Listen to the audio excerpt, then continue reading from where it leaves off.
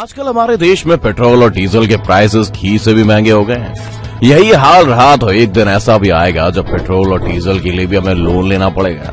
जो पेट्रोल 1990 में 12 रुपए में बिकता था वो अब 110 रुपए में बिकने लगा है। लेकिन क्या आपने कभी सोचा है कि पेट्रोल और डीजल को कैसे बनाया जाता है और क्यों ये इतना महंगा है? जानेंगे आज पेट्रोल और डीजल बनने की पूरी कहानी, तो वीडियो को बिल्कुल स्किप मत करना।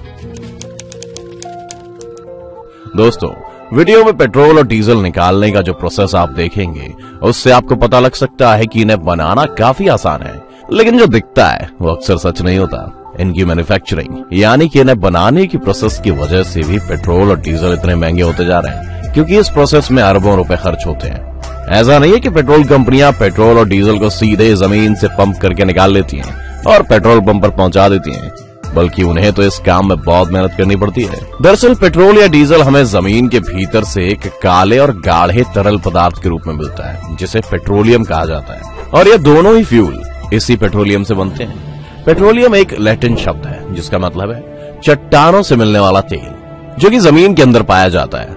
वैसे इस पेट्रोलियम के बनने की भी अपनी इंटरेस्टिंग कहानी है। आज से हजारों लाखों साल पहले जब इस धरती पर समय समय पर कई बार विनाशकारी आपदाएं आई, तब धरती पर रहने वाले जानवर और पेड़ पौधे जमीन की गहराई में दब गए, और हजारों सालों तक दबे रहने के बाद जब ये पूरी तरह से डिकम्पोज हो गए तब ये पेट्रोलियम में कन्वर्ट हो गए।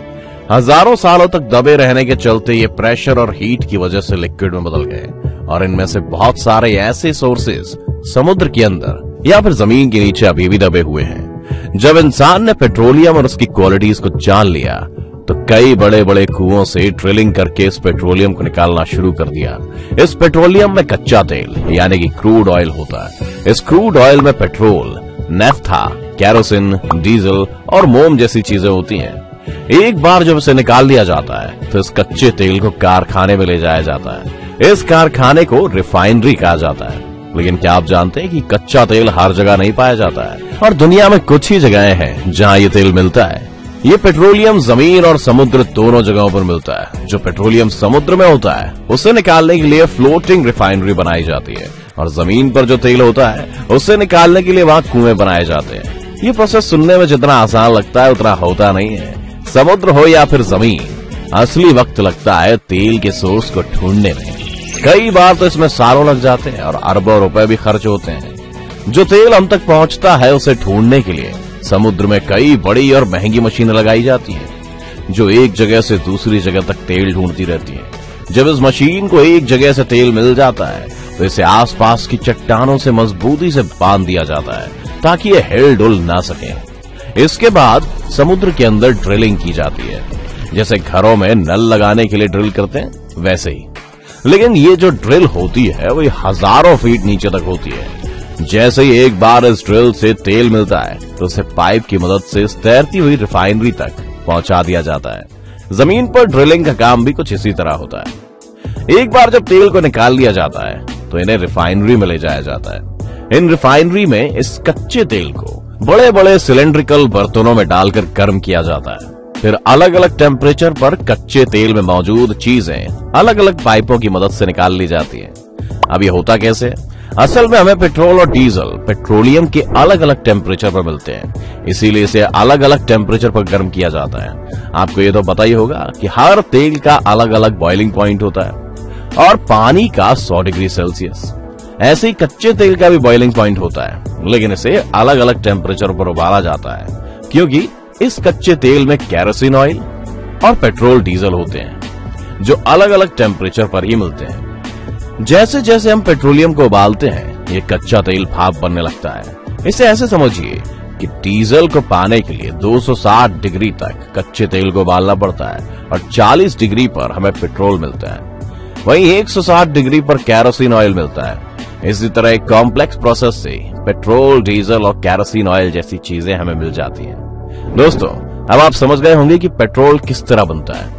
एक बार जब हमें पेट्रोल और डीजल मिल जाता है तो इसकी टेस्टिंग होती है कि कितने ऑक्टेन का पेट्रोल मिला है। जितना ज्यादा ऑक्टेन उतना ज्यादा महंगा और अच्छा तेल माना जाता है। इसके बाद इसे टैंकर्स में भरकर ट्रांसपोर्ट किया जाता है। इस पूरे प्रोसेस में बहुत सारा इन्वेस्टमेंट होता है। इंडियन ऑयल और रिलायंस जैसी कंपनियां इंडिया में पेट्रोल और डीजल के लिए अरबों रुपए इन्वेस्ट करती हैं, तब कहीं जाकर पेट्रोल से हमारी गाड़ी चलती है। पेट्रोल बनने का प्रोसेस तो आपने जान लिया, तो ये भी बता दें कि इसकी कीमत इतनी ज्यादा क्यों होती है। पहला रीजन तो आपको अपने आप समझ आ गया होगा, जो कि है इसे निकालने का बेहद खर्चीला प्रोसेस। पेट्रोल और डीजल को निकालने के इस प्रोसेस को डिस्टिलेशन कहते हैं। इसी प्रोसेस की वजह से इनकी कीमत भी अलग अलग होती है। अब जिन देशों के पास अपने ऑयल रिजर्व होते हैं वहां ये तेल सस्ते पड़ते हैं, वहीं जिन देशों के पास ये रिजर्व नहीं होते जैसे कि इंडिया, वहां पर इनकी रिफाइनरी और डिस्टिलेशन का खर्चा बढ़ जाता है। जैसे कि वो रिफाइनरी जो समुद्र में ही पेट्रोलियम से डीजल और पेट्रोल बना लेती है, वो ज्यादा नहीं है। ज्यादातर समुद्र में सिर्फ कच्चा तेल निकालने की ड्रिल मशीनें होती हैं। एक बार जब इस तेल को निकाल लिया जाता है तो इसे बड़ी बड़ी रिफाइनरी में ले जाया जाता है। आज दुनिया भर में पेट्रोल और डीजल की कीमतें अलग अलग हैं, क्योंकि मैन्युफैक्चरिंग के साथ साथ गवर्नमेंट इस पर टैक्स भी खूब लगाती है। अपने इंडिया में स्टेट और सेंटर गवर्नमेंट मिलकर 60% से ज्यादा टैक्स लगाती है। इसके अलावा भी पेट्रोल और डीजल की कीमत हमेशा बढ़ती रहेगी। ऐसा इसलिए है क्योंकि पेट्रोल नॉन रिन्यूएबल सोर्स है, यानी कि एक बार ये खत्म हो गए तो फिर इसे दोबारा इस्तेमाल नहीं किया जा सकता। इसीलिए जैसे जैसे इनका यूज बढ़ता जा रहा है वैसे वैसे इनके प्राइसेस भी बढ़ते जा रहे हैं, क्योंकि ये धीरे धीरे खत्म हो रहे हैं। एक्सपर्ट्स कहते हैं कि जितनी स्पीड से हम इन्हें यूज कर रहे हैं उस स्पीड में दुनिया से 40 से 50 सालों तक तेल खत्म हो जाएगा। हमारी रोजमर्रा की जिंदगी में कहीं ना कहीं ये दोनों ही फ्यूल अपना अपना रोल प्ले करते हैं। किसानों को ट्रैक्टर से लेकर 5 स्टार होटलों के जनरेटर तक डीजल मांगते हैं। कुल मिलाकर पेट्रोल और डीजल आपके पीछे और आप पेट्रोल और डीजल के पीछे हमेशा रहते हैं। इसीलिए इस पूरे टाइम को ऑयल एज कहा जाता है। और आज के टाइम में ईरान, कुवैत और सऊदी अरब जैसे देश इसीलिए इतने अमीर हैं, क्योंकि दुनिया में सबसे ज्यादा ऑयल रिसोर्स इन्हीं के पास है और इनकी पूरी इकोनॉमी इसी पर डिपेंड करती है। और इन देशों का एक संगठन है जिसे ओपेक कहा जाता है, वही मिलकर तेलों की कीमतें भी तय करता है। एक तरह से तेल कीमतों पर इनकी मनमानी चलती है। आज भले ही सोलर एनर्जी और इलेक्ट्रिक एनर्जी जैसी टेक्नोलॉजी आ गई हो, लेकिन इनके भी प्रोडक्शन में कहीं ना कहीं इन दोनों फ्यूल्स का इस्तेमाल शामिल है। इससे आप ये भी समझ गए होंगे कि अरब के देश जिनके पास खूब सारा तेल है वो इतने अमीर क्यों हैं। अब आपको पूरी बात समझ आ गई होगी कि पेट्रोल और डीजल की कीमतें ज्यादा क्यों हैं और ये बनते कैसे हैं। अंत में बस हम यही कहेंगे कि पेट्रोल और डीजल नॉन रिन्यूएबल सोर्सेज हैं जो एक दिन खत्म हो जाएंगे। इसलिए आज के टाइम में सबसे ज्यादा जरूरी है कि रिन्यूएबल सोर्सेज की तरफ देखा जाए, जैसे सोलर एनर्जी और विंड एनर्जी, क्योंकि ये सोर्स जल्दी से खत्म होने वाले सोर्स नहीं है और इनकी लाइफ बहुत ज्यादा होती है। जितनी जल्दी हम इन सोर्सेज को यूज करने की टेक्नोलॉजी बना लेंगे, उतनी जल्दी हमें पेट्रोल की कीमतों से और इसे खत्म होने के डर से छुटकारा मिल जाएगा।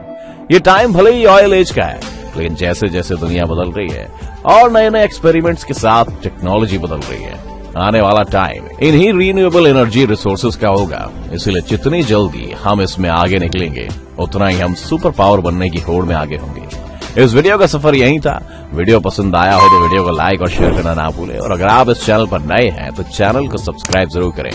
हम फिर लेकर आएंगे ऐसी ही नई नई जानकारी वाली बातें एक नए एपिसोड में। तब तक के लिए अलविदा।